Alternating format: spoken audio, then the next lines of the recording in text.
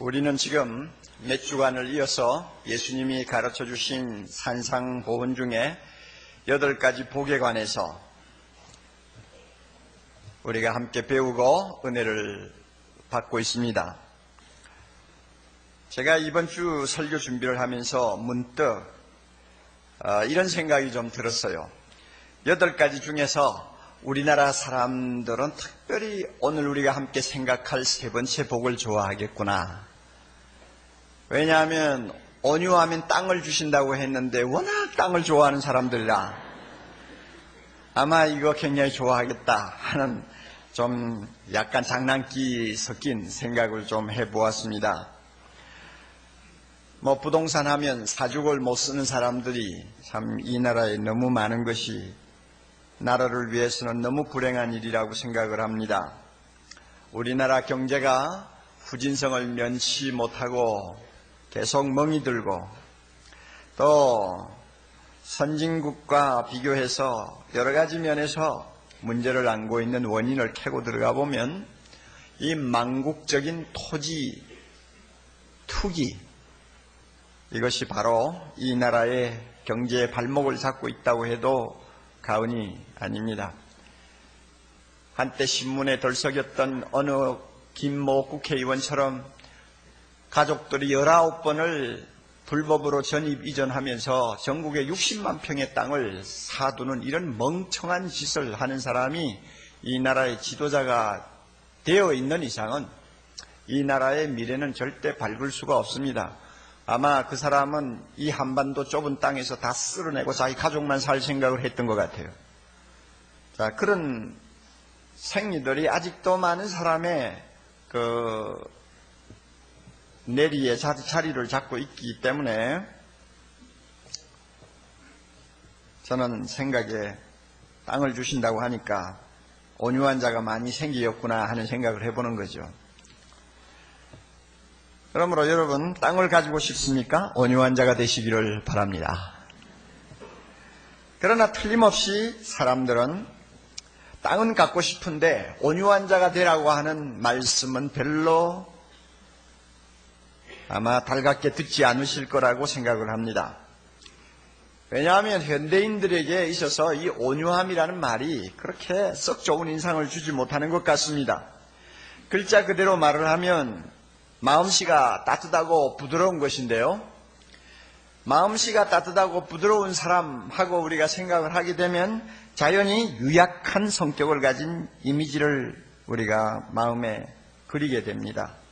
성격이 부드러워서 남에게 싫은 말 한마디 제대로 못하는 사람 이렇게 떠오르죠.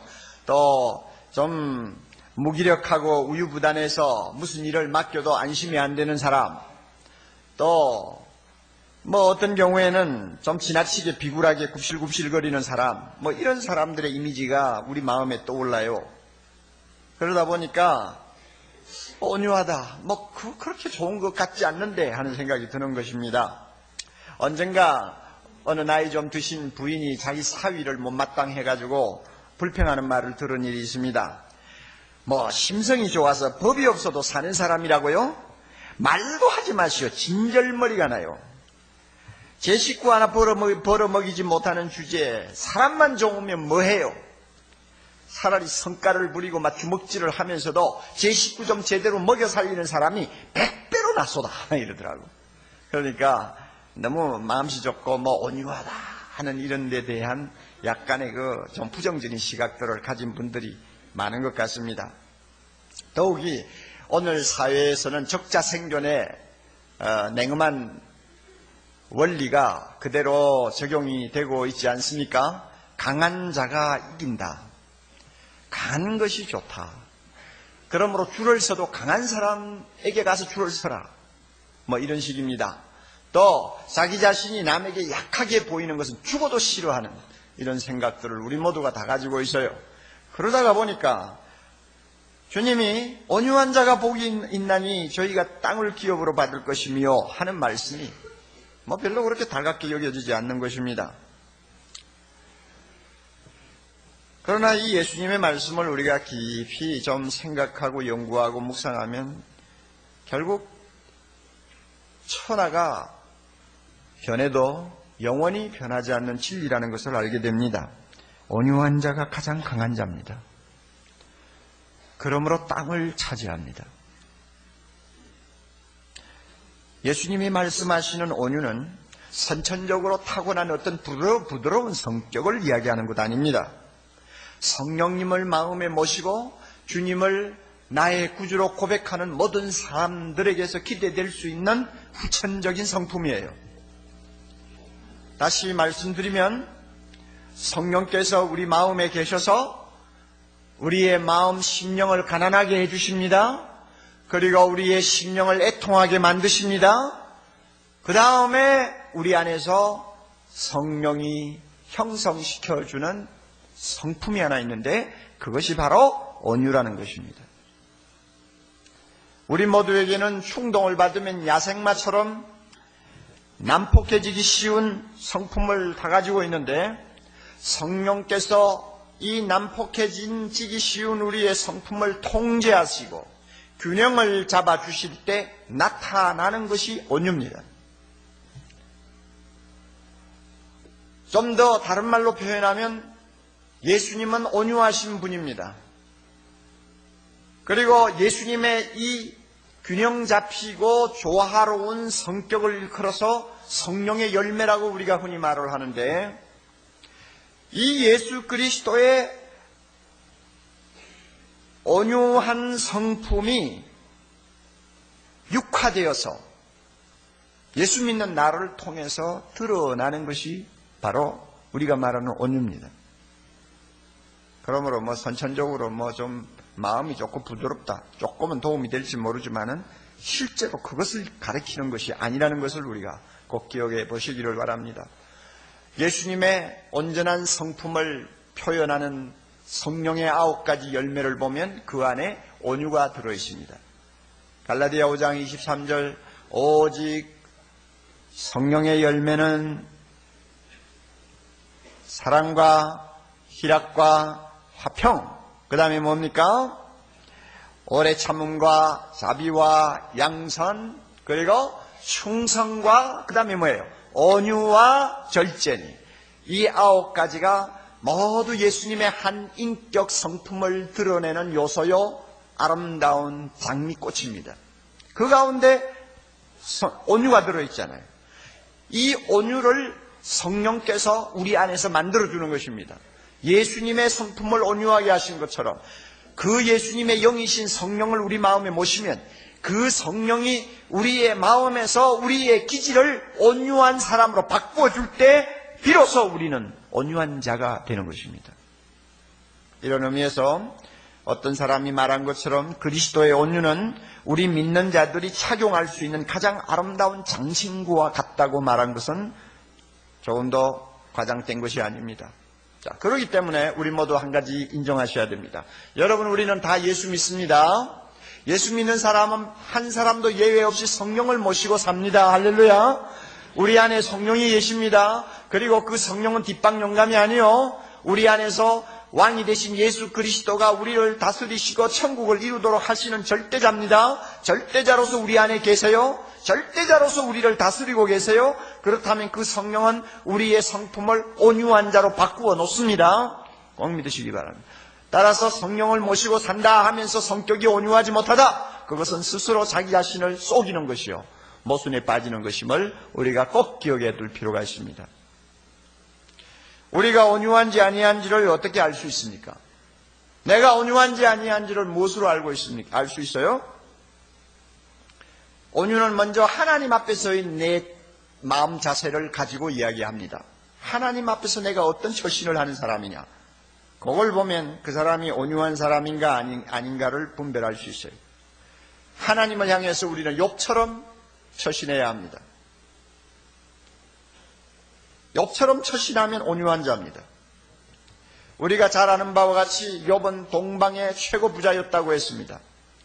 그렇게 많은 재산, 10남매나 되는 자랑스러운 자녀들, 천하에서 가장 미인이라고 하는 아내, 어느 것 하나 부러울 것이 없는 모든 생의 쾌락을 위한 조건들을 다 충족시키면서 살던 욥이지만 하루아침에 알거지가 되었어요. 이것은 우리에게 굉장히 중요한 교훈을 주는 것입니다. 주식을 가지고 떼돈을 벌었나요? 하루아침에 다 날아갈 수 있습니다. 내가 지고 있는 재산, 내가 자랑하는 자녀, 자랑하지 마세요. 하루아침에 다 없어질 수 있어요. 욥이 바로 그런 경험을 했습니다. 다 없어지고 몸에까지 병이 들어서 기와 조각을 가지고 너무 가려우니까 온몸을 피가 나도록 긁고 앉아있는 너무나 불쌍한 사람이 되어버려서 하루아침에 그렇게 될 수 있다 하는 것입니다. 그럴 때 욥은 하나님 앞에 어떤 처신을 했느냐, 욥기 1장 20절 이하에 보면 참 그의 됨됨이를 우리가 발견할 수 있는 말씀이 나옵니다. 욥이 일어나서 겉옷을 찢고 머리털을 밀고 땅에 엎드려 하나님께 경배했습니다. 알거지가 된 다음에 욥이 일어나 겉옷을 찢었고 머리털을 밀었고 그 다음에는 땅에 엎드려 하나님 앞에 경배했습니다. 이 태도를 일컬어서 하나님 앞에 온유한 자의 태도다 이렇게 말합니다. 하나님을 향해서 거세게 항의하고 싶고 얼굴을 들고 왜냐고 따지고 싶을 때 그렇게 하지를 않고 오히려 회개하는 자답게 옷을 찢고 베옷을 입고 하나님 앞에 엎드려 하나님 앞에 경배했어. 이게 온유한 자예요. 그리고 행동이 있으면 말이 따라와야죠. 그가 뭐라고 고백했습니까? 내가 모태에서 벌거벗고 나와 싸운즉 또한 벌거벗은 채로 모태로 돌아가는 것은 당연합니다. 주신 자도 여호와시요 취하신 자도 여호와시니 여호와의 이름이 찬송을 받으실지니이다. 아멘. 하고는 절대로 입을 열어 범죄하지 아니했으며 어리석게 하나님을 원망하지 아니했다고 성경에 기록이 되어 있습니다. 온유한 자의 기념비입니다. 우리가 하나님 앞에 이런 자세를 취하면 하나님은 우리를 보고 온유하다고 말씀하시고 우리에게 땅을 주십니다. 욥은 나중에 땅을 얻었어요. 잃어버린 것보다도 몇 배로 다 하나님이 보상해 주셨어요. 욥은 인생을 실패자로 산 것이 아닙니다. 땅을 얻은 사람은 승자죠. 옛날에 땅을 소유하면 승자가 되잖아요. 욥은 승자로서 인생을 살았습니다. 왜? 하나님 앞에 온유한 자가 되었기 때문에. 현재 사랑하는 형제자매 가운데서 참 욥 정도로 기가 막힌 상황은 아니라 할지라도 참 자신이 생각할 때 이해가 안 되는 불행, 이해가 안 되는 고통, 문제를 안고 실험하는 분들이 계십니까? 기도를 할 힘도 없어요. 하나님 앞에 계속 따지고 싶은 마음밖에 없어요. 나처럼 그래도 신앙생활을 했다면 하나님이 어떻게 이런 대우를 하실까 하는 편치 못한 마음 때문에 계속 하나님을 향해서 마음이 사나워져요. 이런 분 계시나요? 여러분의 자세는 욥에게 비교하면 온유하지를 못합니다. 욥처럼 하나님을 전적으로 신뢰하시기를 바랍니다. 어떤 형편에서도 신뢰하세요. 그의 성실하신 약속들을 소망하세요. 그리고 기다리세요. 저녁에 울음이 있다고 해서 그 다음 날도 울음이 계속된다고 하지 않았어요. 하나님의 선하신 섭리를 따라 모든 것이 합력하여 선을 이루게 된다는 사실을 꼭 믿으시기 바랍니다. 그리고 내 뜻대로 마옵시고 아버지의 뜻대로 하옵소서 하는 기도를 할 수 있는 사람이 되기를 바랍니다. 이런 자세가 온유한 자의 자세입니다. 이런 사람에게 하나님은 때가 되면 땅을 주십니다.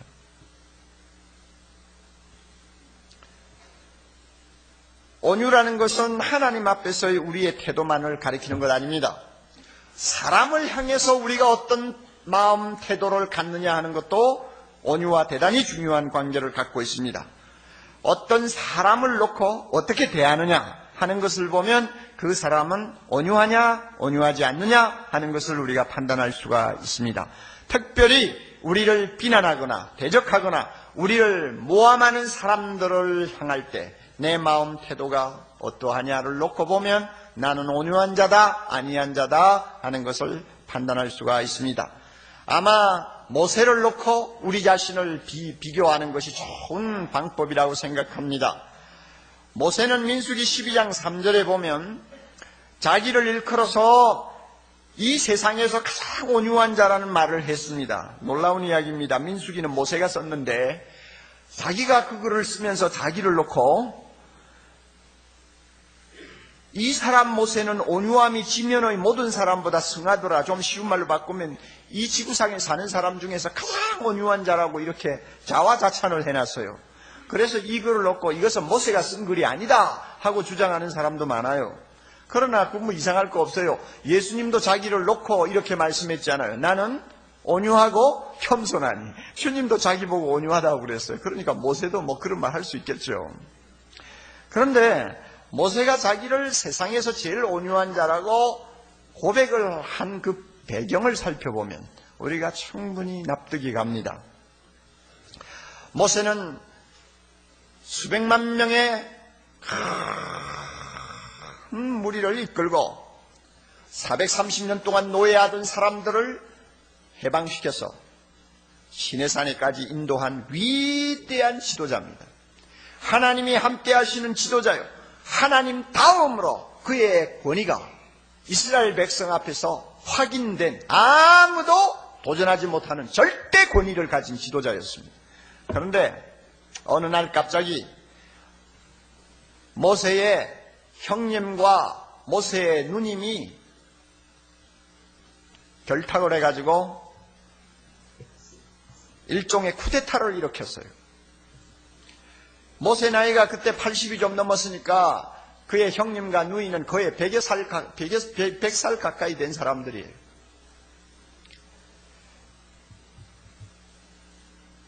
형제 하나가 너무 백성들에게 추앙을 받고 높아지니까 아마 질투가 생겼나 봐요.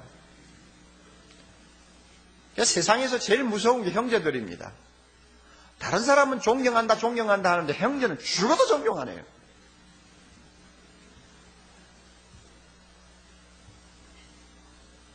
누님과 형님 아론, 누님 미리암 이 두 사람이 결탁을 해가지고 백성들을 일부를 충동질하면서 이제 인신공격을 시작했습니다.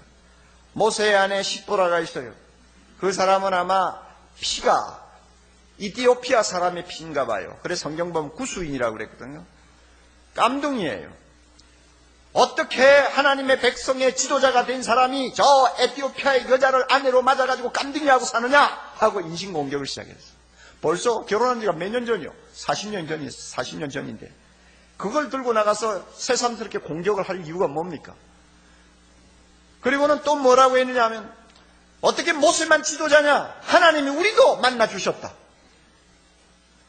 우리도 하나님이 만나서 말씀을 하셨다. 그러므로 모세 원차 자기 혼자 그렇게 절대 권력을 휘두를 필요가 없다 하고는 백성들을 막 선동했어요. 자, 여러분 화납니까 안 납니까?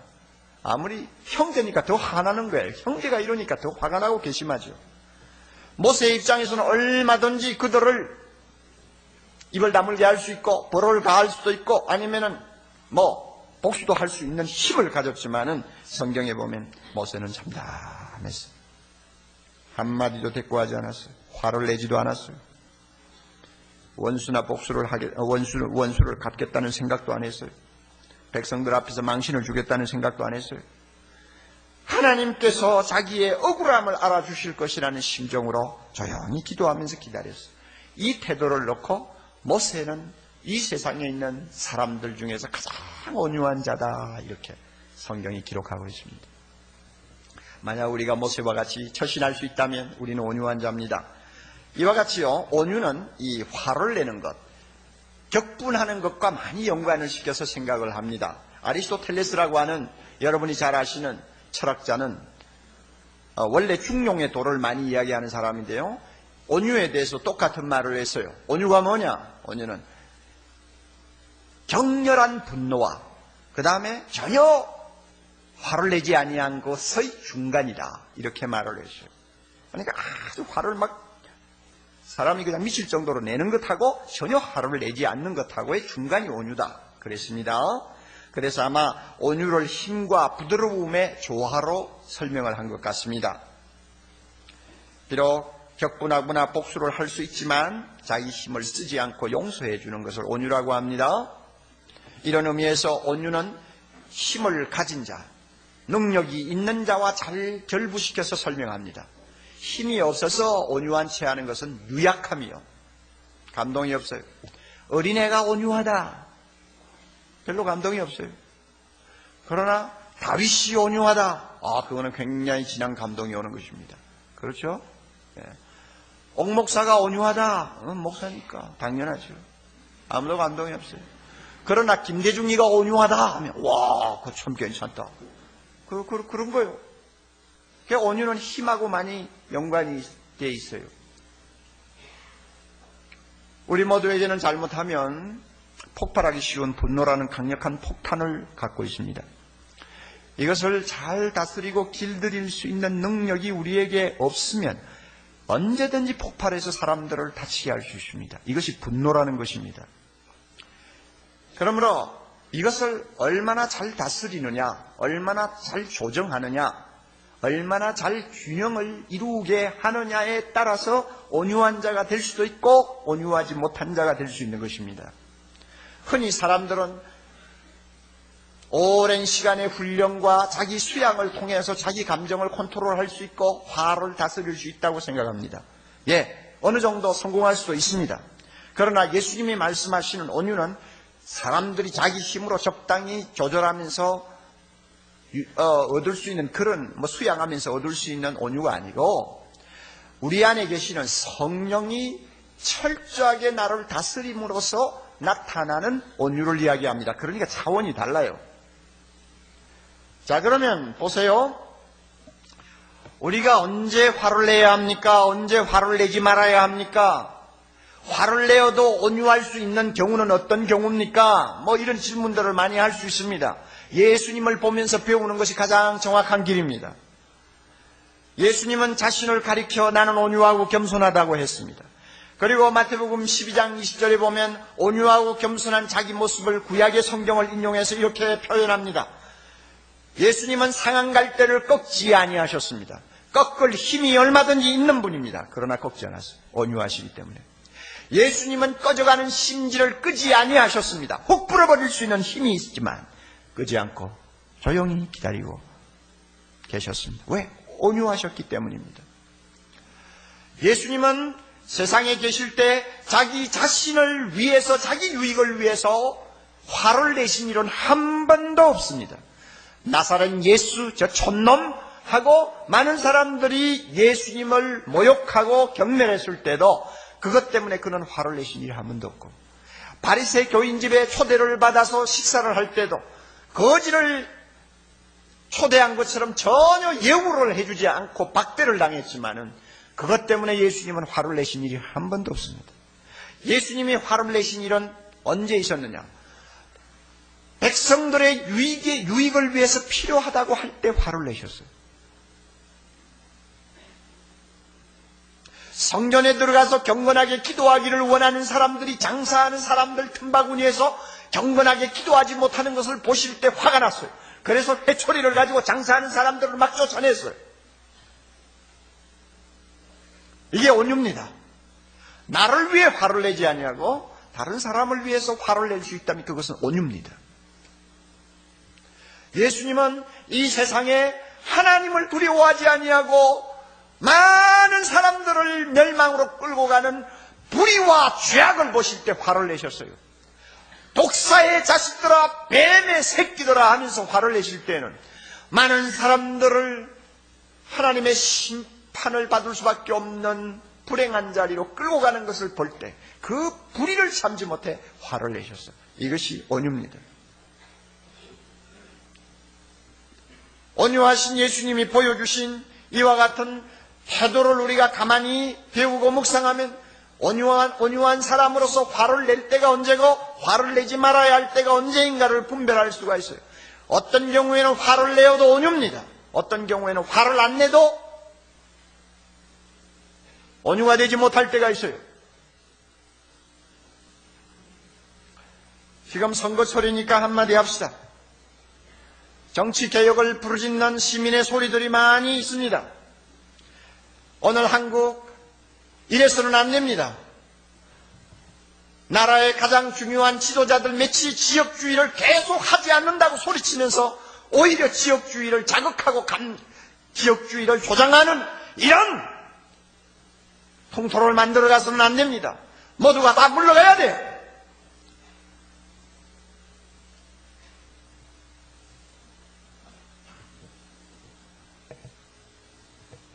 금권 선거를 얼마든지 할 수 있다고 생각하고 지금도 아나무인격으로 행동하는 정치인들, 우리는 용납할 수가 없어요. 이런 것을 보고 분을 내는 사람은 온유한 사람이요. 이런 부패한 정치 풍토를 놓고 분도 내지 못하며 말도 한마디 못하고 뭔가 바로 해보고 싶은 일에 동참도 못하면 그 사람은 온유하지 못한 사람이요. 그 사람은 비겁한 사람이요. 온유는 강합니다. 연세대학교 윤방보 교수가 공천을 받았다가 반납하면서 쓴 글을 보면서 정말 공감하는 바가 많아요. 낚시터에 낚시꾼들이 모이듯이 정치판에는 몰입에 같은 정치꾼들이 몰려다니면서 돈을 뜯어내고 지방색을 가지고 표를 끌어모아주고 탈법을 해서 어떻게 하든지 당선만 시키면 된다고 하는 통토를 만드니까 양식이 있는 사람이 그런 더러운 판에 뛰어들기가 어렵죠. 그러나 우리가 피하지 말아야 돼요. 비전을 가진 젊은이들 정치계에 나가야 합니다. 뜻을 가진 사람들이 정치계에 나가서 이 나라를 바로잡아야 됩니다. 이것이 온유입니다. 그리고 우리 모두는 가만히 있으면 안 돼요.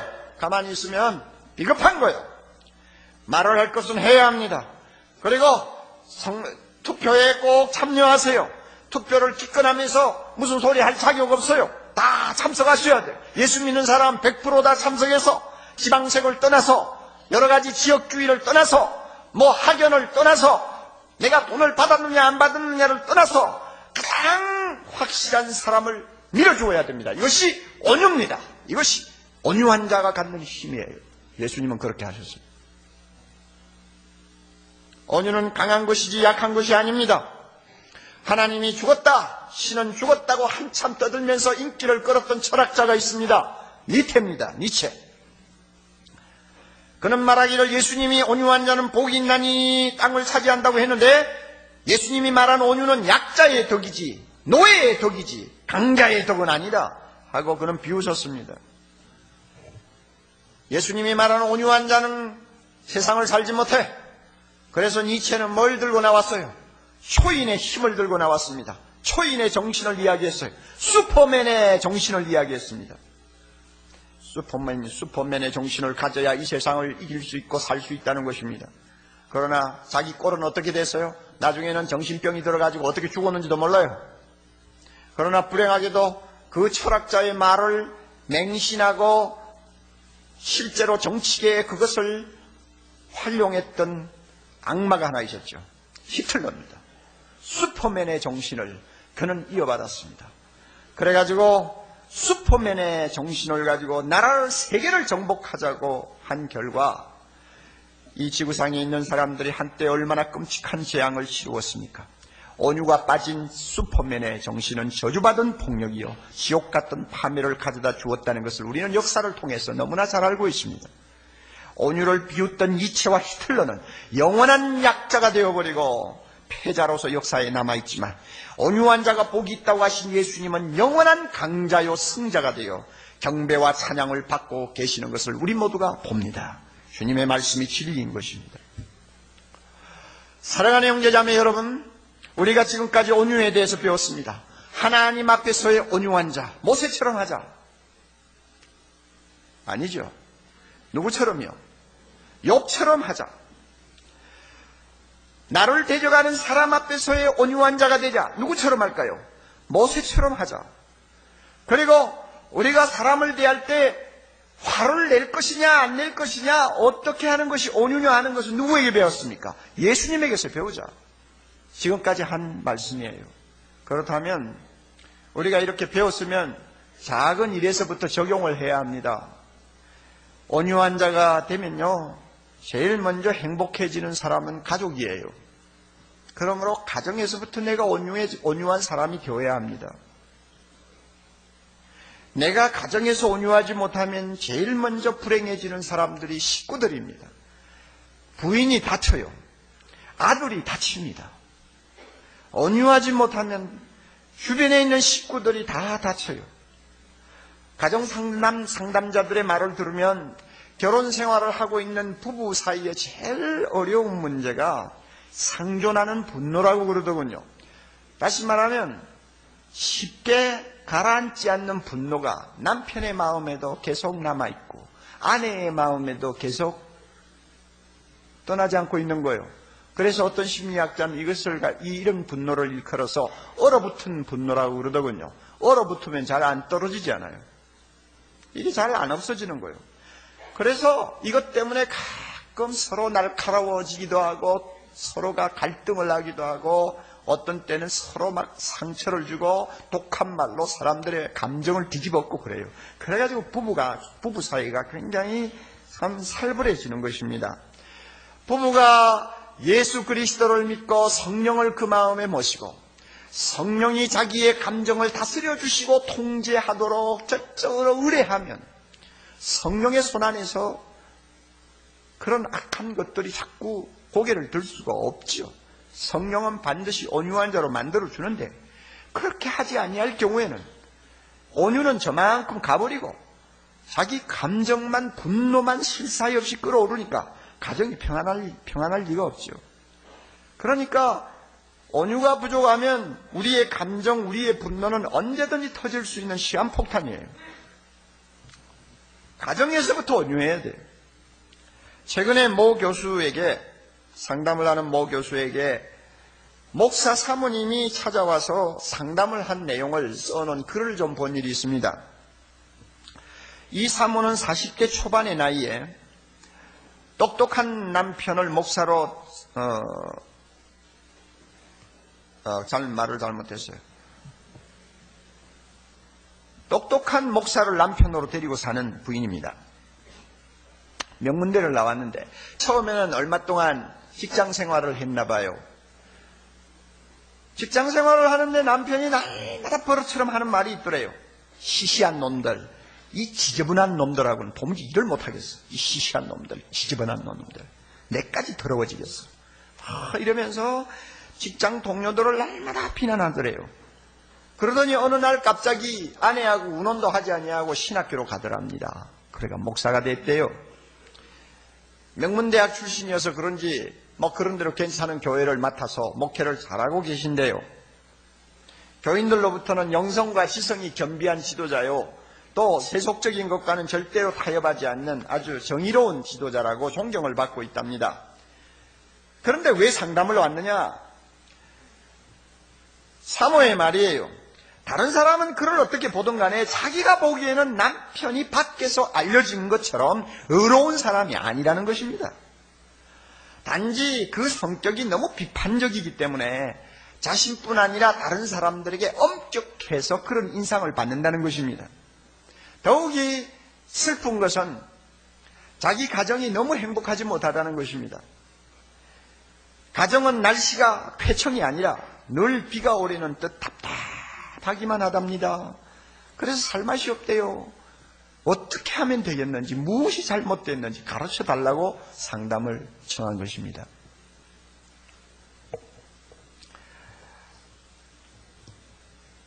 상담자인 이 교수가 대답을 이렇게 했습니다. 사모님, 사회적인 성공은요, 주로 능력과 관계가 있지만 가정적인 행복은 주로 성격과 관계가 있습니다. 목회자가 목회에 성공하려면 남다른 능력이 필요하지만 목회자의 가정이 행복하려면 능력이 아니고 건강한 성격이 필요합니다.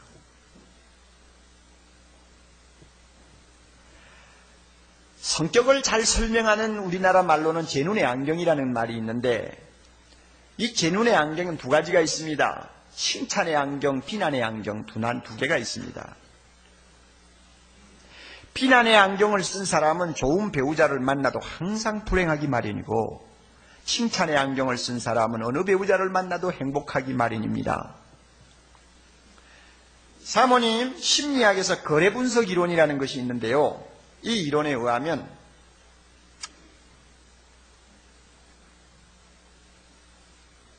나의 과거가 변하지 않는 것처럼 상대방은 절대로 변하지 않습니다. 그러나 내가 변하면 상대방이 변한다는 이론입니다. 우리는 모두 당신부터 변해야 하지만은 사실 더 중요한 것은 내가 먼저 변하는 것입니다. 내가 변하면 상대방이 변합니다. 사모님이 변하면 목사님이 변합니다. 그러므로 사모님의 가정의 문제는 꼭 목사님의 문제만은 아닙니다. 둘 다 문제가 있으니까 다음 어느 날 두 분 다 오셔서 이 사무실에서 두 분의 성격 검사를 좀 받으십시오. 그랬답니다. 매우 전곡을 찌르는 지혜로운 상담 처방을 한 것으로 보입니다. 여러분 보세요. 건강한 성격이 행복의 지름길입니다. 그렇다면 건강한 성격 중에 예수님이 교훈하신 온유한 것만큼 건강하고 좋은 성격이 어디 있습니까? 남편이 온유하면 가정이 행복해집니다. 왜냐하면 그것은 건강한 성격이니까요. 온유한 사람이 아내를 함부로 비난하고 비판합니까? 온유한 성격을 가진 아내가 남편 마음에 있는 분노를 자꾸 충동질할 수 있습니까? 할 수가 없는 것입니다. 목사의 가정이지만은 두 사람의 마음을 성령이 다스리도록 전적으로 의뢰하고 기도하고 그분의 말씀 붙들고 살아보려고 하는 진지한 노력이 없으니까 마음에 여전히 상존하는 얼어붙은 분노가 있어가지고 부인은 부인대로 남편을 날카롭게 쳐다보고 남편은 남편대로 아내를 마음 편치 않게 생각하면서 계속 갈등하니까 가정이 쾌청할 날이 없죠. 그러니까 딸 하나가 있는데 고등학교 1학년이래요. 우울증에 걸려가지고 학교도 안 가요. 친구도 사귀지도 않고 그냥 방구석에 처박혀 있대요. 온유하지 못한 아빠 엄마 데리고 살면 아무리 목사 집안이라도 그 사람이 서로 목회를 잘한다고 할지라도 제일 먼저 피해를 보는 사람은 식구들입니다. 행복을 잃어버려요. 예수님은 말씀합니다. 온유한 자는 복이 있나니 저희가 땅을 기업으로 받을 것이며. 당신은 온유한 남편입니까? 당신은 성령의 손에 빚어지고 있는 온유한 아내입니까? 행복을 논하기 전에 자기 자신의 성격부터 먼저 따지세요. 온유하면 주님이 기업으로 땅을 주신다고 했습니다. 손칼을 가지고 땅을 빼앗는다는 말이 아니고 유업으로 받을 것이라고 말합니다. 이 말 조심하세요. 유업을 받는 거예요. 유산을 받는 거예요. 그러면 뭐 싸울 필요도 없고 빼앗을 것도 없어요. 가만히 있으면 유산은 손안으로 들어오게 돼 있어요. 온유한 자가 받는 것은 남의 것을 훔쳐내는 거 아니에요. 가만히 있으면 하나님이 주시는 거예요. 온유하면 처음에는 우리 손해보는 것 같습니다. 지는 것 같습니다. 그러나 결국에는 땅을 얻게 됩니다. 온유한 아내는 남편을 땅으로 얻습니다. 할렐루야. 온유한 남편은 아내를 땅으로 얻습니다. 온유한 부모는 자녀를 땅으로 얻습니다. 가족들이 온유하면 그 가정에는 행복을 땅으로 소유하게 됩니다. 기쁨과 만족을 땅으로 소유하게 됩니다. 심령의 자유를 땅으로 소유하게 됩니다. 특별히 여러분들을 비난하고 헐뜯는 이웃이 있습니까? 가족이 있습니까? 온유하십시오. 그러면 틀림없이 그 사람을 하나님이 땅으로 나에게 주실 것입니다.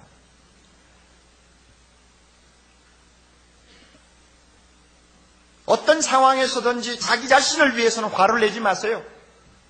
다른 사람의 유익을 위해서 예수님처럼 화를 내세요. 악을 위해서는 화를 내세요.